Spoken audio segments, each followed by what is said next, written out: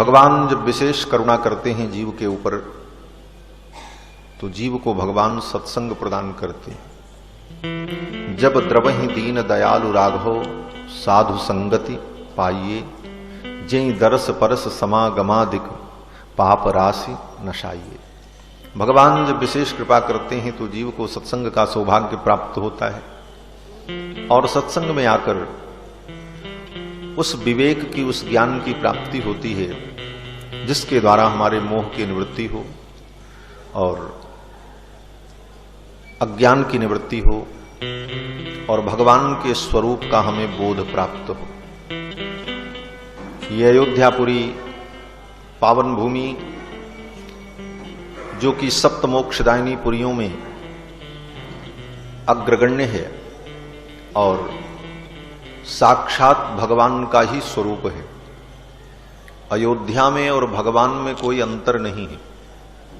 भगवान शंकर ने भगवती पार्वती जी को अयोध्या की महिमा का वर्णन करते हुए कहा कि अयोध्या च परब्रह्म सरयू सगुणः पुमान तन्निवासी जगन्नाथ सत्यम सत्यम वदाम्यहम्। भगवान शंकर कहते हैं कि अयोध्या च परब्रह्म, अयोध्या साक्षात परब्रह्म का स्वरूप है और सरयू सगुणः पुमान, सरयू जी सगुण ब्रह्म हैं और अयोध्या में निवास करने वाले जो प्राणी हैं तन निवासी जगन्नाथ, यहां निवास करने वाले साक्षात जगन्नाथ हैं। अयोध्या में निवास करने वाला व्यक्ति भी भगवत स्वरूप ही होता है। इस दृष्टि से विचार करने पर इस पवित्र श्री अवध धाम में, भगवत स्वरूप धाम में विराजमान होकर भगवान की कथा को आप श्रवण कर रहे हैं, ये भगवान की महती कृपा है।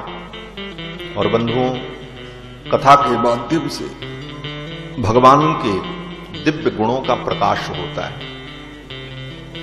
जो लोग ये कहते हैं कि भगवान निर्गुण निराकार हैं, परमात्मा निर्गुण है, निराकार है, उन लोगों को भगवान की चर्चा करने का भी अधिकार नहीं है। क्यों? क्योंकि ज्यों ही आप भगवान की चर्चा प्रारंभ करेंगे तो बिना भगवान के गुणों का वर्णन किए भगवान की कोई चर्चा ही नहीं हो सकती। कोई भी चर्चा करने पर भगवान के गुणों का वर्णन आएगा ही आएगा। इसलिए निर्गुण निराकारवादियों को तो भगवान की चर्चा करने का भी अधिकार नहीं। अगर वो सच्चे मायने में निर्गुण निराकारवादी हैं तो उनको भगवान की कथा भी नहीं कहने का अधिकार है। क्यों? बोले ज्यों ही कथा कहेंगे त्यों ही भगवान के गुणों का वर्णन प्रारंभ हो जाएगा और भगवान के दिव्य गुणों का प्रकाश होगा। कथा क्या है?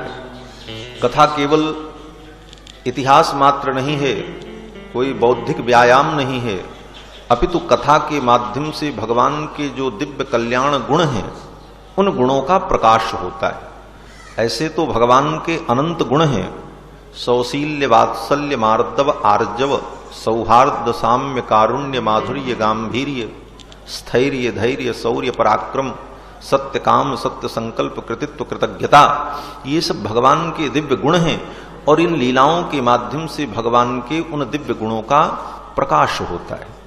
किस अवसर पर भगवान के किस गुण का प्रकाश होता है यह चिंतनीय होता है। जो सुंदर दिव्य प्रसंग आप श्रवण कर रहे थे कि भगवान सीता जी के वियोग में जब विलाप करते हुए जा रहे हैं, हा सीता केन नीता मम हृदय गता वापि केनापि दृष्टा, ऐसा कहकर भगवान विलाप कर रहे हैं।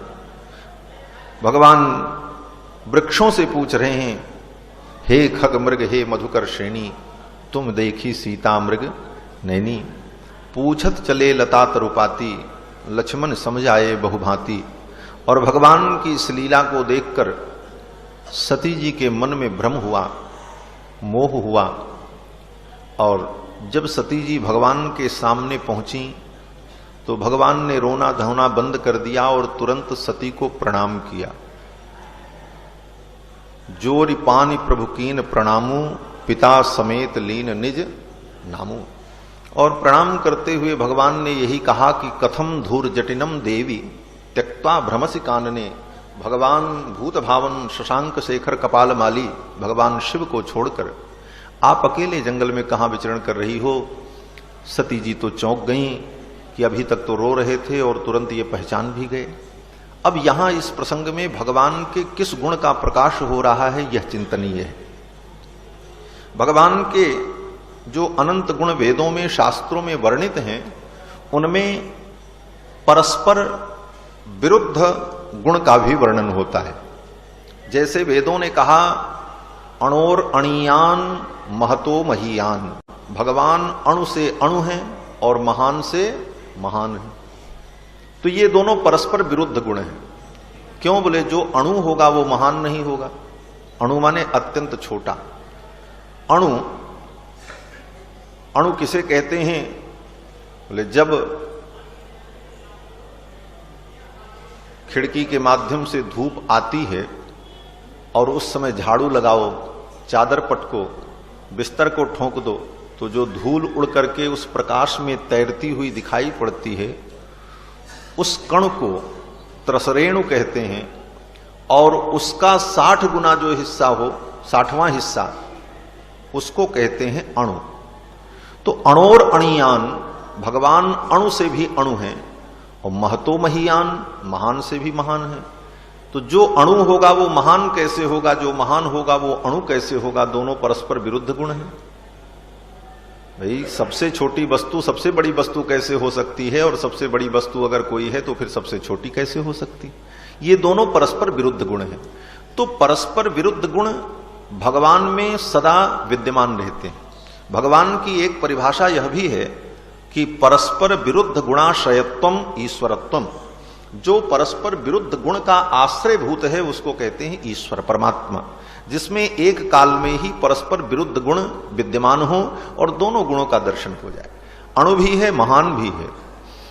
और उसी परस्पर विरुद्ध गुणाश्रयत्व जो भगवान का है वही इस लीला में प्रकाशित होता है।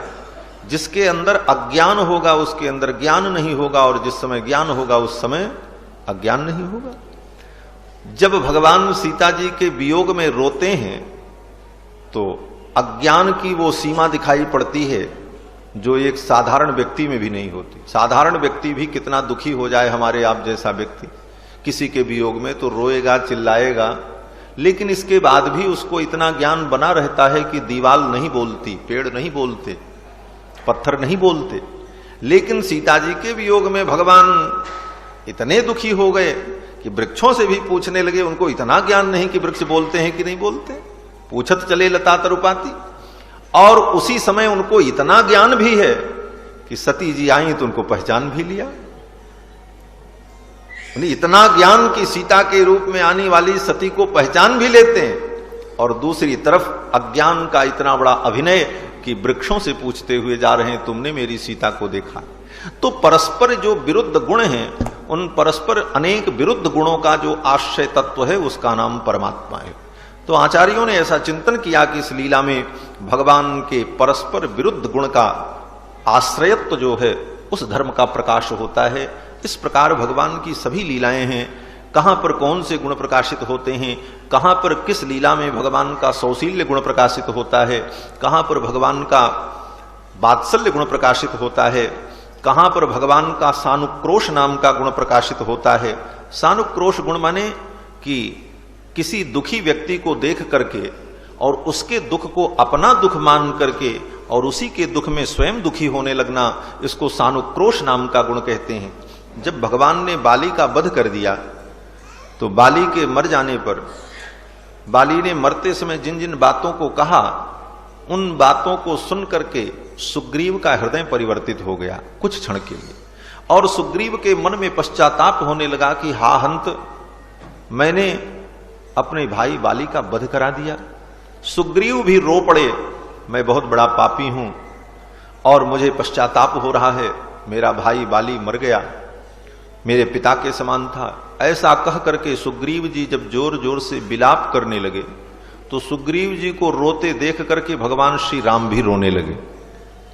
ये प्रसंग वाल्मीकि रामायण में है। तो लक्ष्मण जी ने भगवान से कहा कि आप क्यों रोते हो?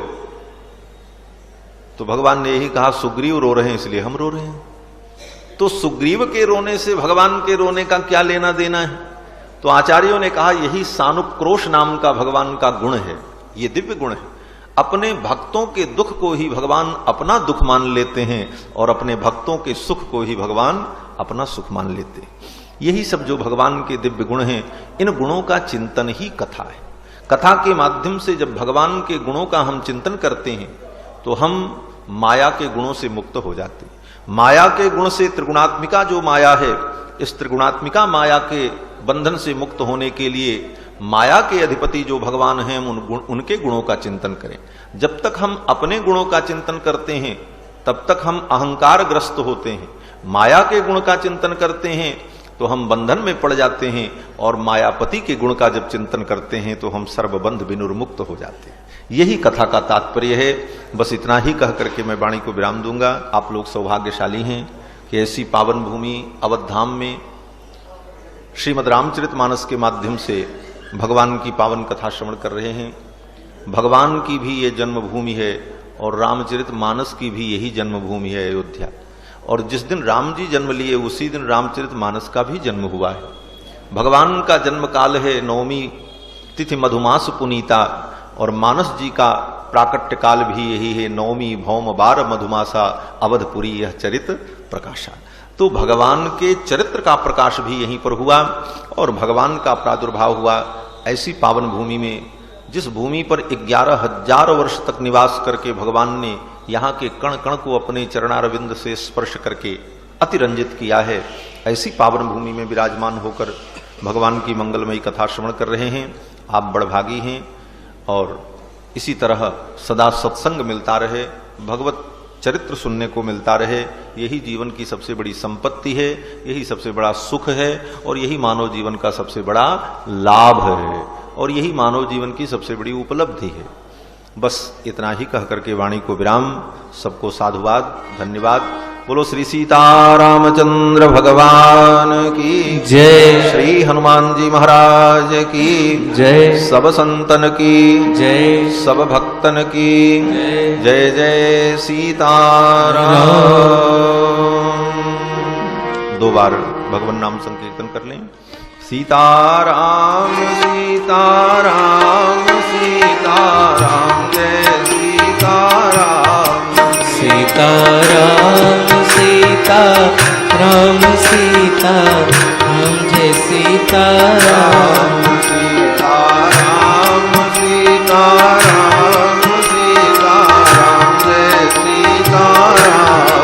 सीताराम सीताराम सीताराम जय सीताराम। श्री सीतारामचंद्र भगवान की जय।